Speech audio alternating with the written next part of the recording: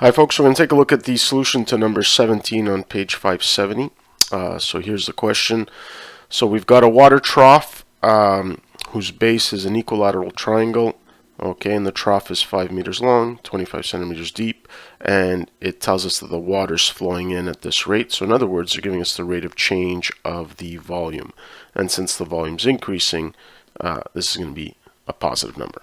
Okay, so let's go to the solution here, and we'll start off by drawing a diagram. Okay, so we've got our equilateral triangle. Okay, so all three sides the same. Okay, and we've got the water trough, which will look something like this, and it's 5 meters long. Now I'm going to stick in meters because the rate of change that they give us is in meters cubed per minute. Okay, so it's a lot easier to change 25 centimeters into meters than to have to change that other one into centimeters cubed. Okay, so I'll put this down as 0.25. Okay, so as it's filling up, the water inside is just going to take the shape again of a triangular prism. Okay, so if we're trying to find an expression for the volume, I'm just going to be working with this triangular prism. Okay, so I need the height of this triangular prism, I need the base, okay, and then the depth is always going to be 5 meters. It's always going to be 5 meters long that way. Okay, so that's something that doesn't change.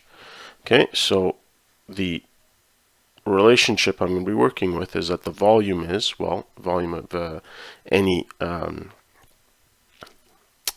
prism is the area of the base times the height. So here I've got 1/2 BH, which is the area of the triangle, times 5.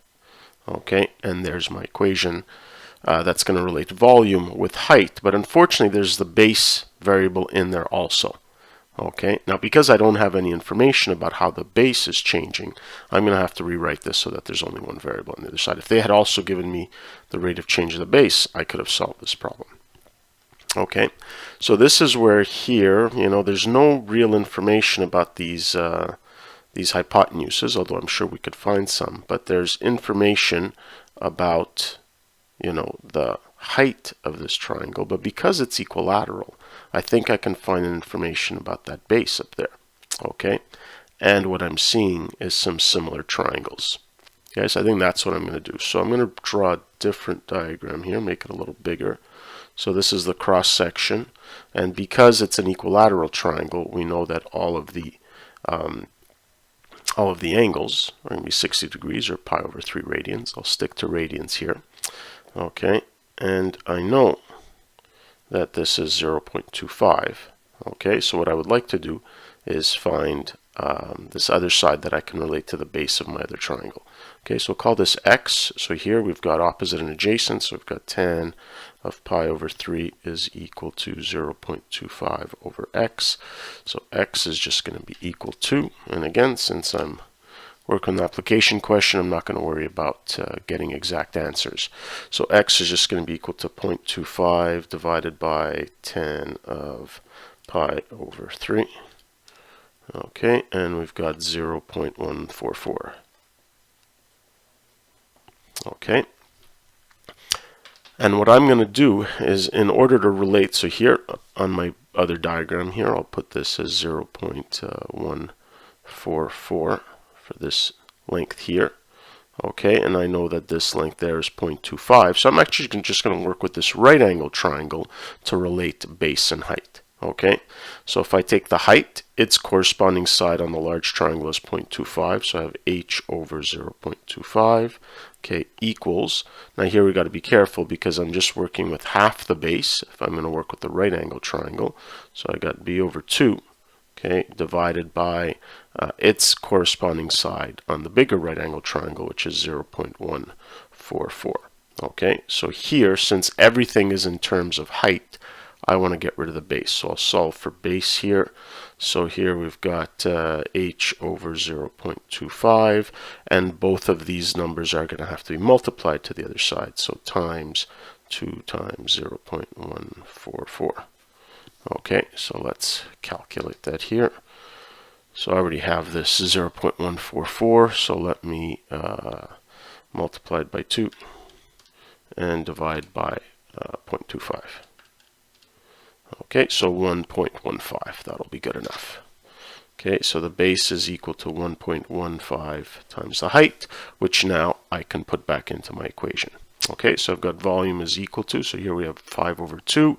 The base can be written as 1.15 h times my height, and so let's clean this all up.